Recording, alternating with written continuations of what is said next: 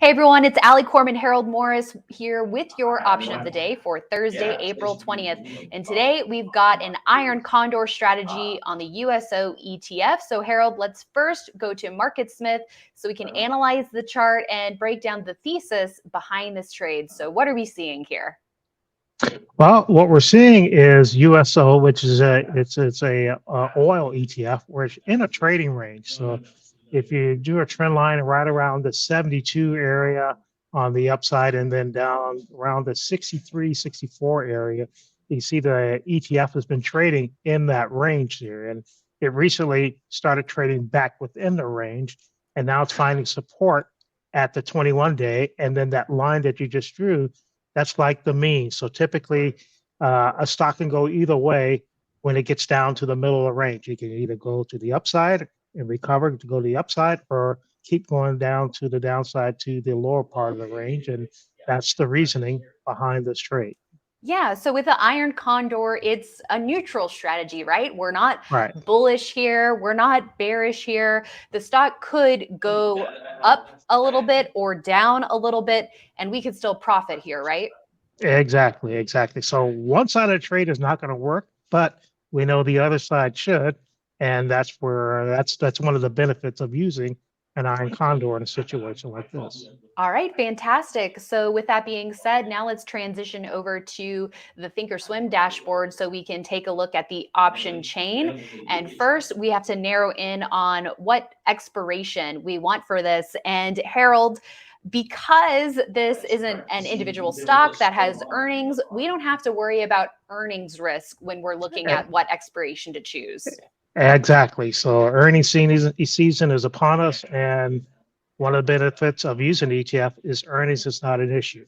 So that's another benefit of Mhm. using this Right. strategy and using an ETF. Mhm. So I'm going to go here to the May 19th expiration. So I'm going to click on that, and it opens up our option chain.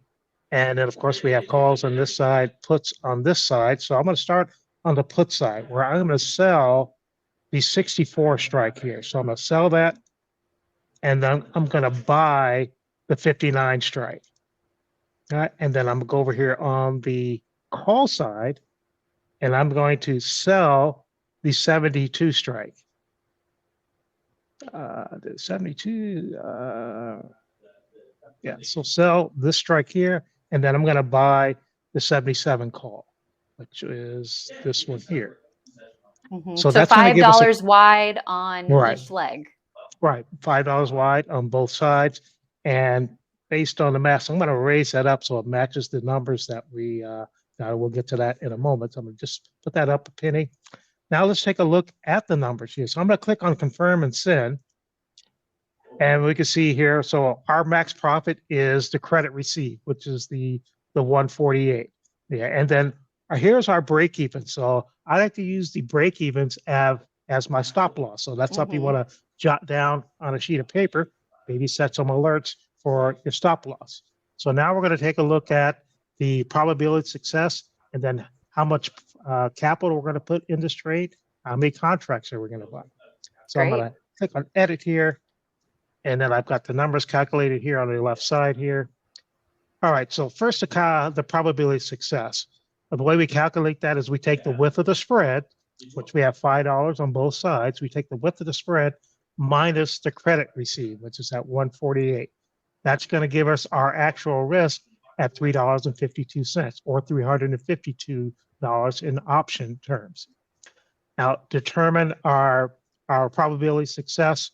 We take the actual risk, $3.52, divided by 5, which is the width of the spread, multiplied by 100, and that gives us a probability of success of 70.4%, which is what I like. I like in the mid to upper 60s, 70s%. Mhm. Now we need to determine, okay, we like the numbers like we see here. Now, how much capital are we going to deploy? So we've been using 2,500 as a capital. That fits nicely in Right. our as far as position size. So we take Right. 2,500. And if I could pause you right there, just a reminder Mhm. for folks who haven't seen one of our other breakdowns where we're diving into that. If you have a hypothetical portfolio of about $50,000, that if you have a dollar risk of $2,500, that makes sense in terms of how you would size that position. So if your Exactly. portfolio is not $50,000, maybe consider doing an equivalent dollar risk for your portfolio Right. per trade.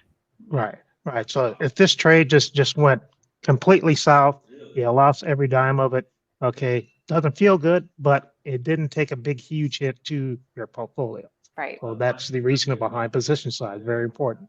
So we're taking our dollar amount we want to be invested and divide it by our actual risk, and that gives us 7.1. So we're going to do 7 contracts.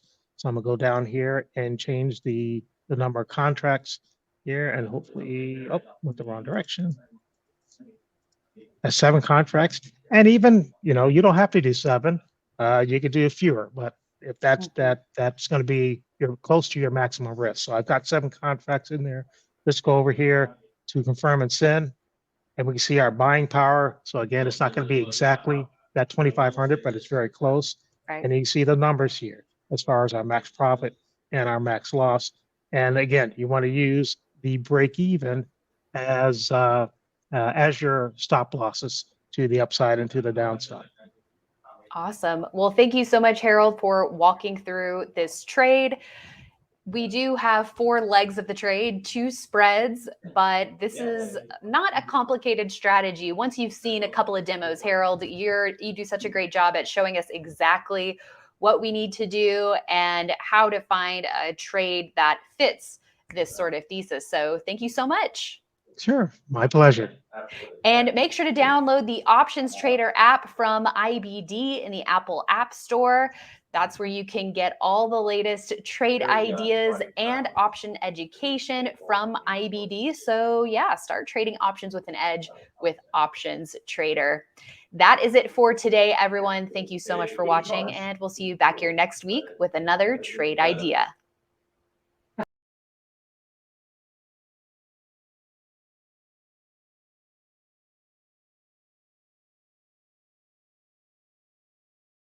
Hey everyone, thanks so much for watching Investors Business Daily on YouTube. If you want to watch more videos, make sure you hit that subscribe button so you don't miss a thing.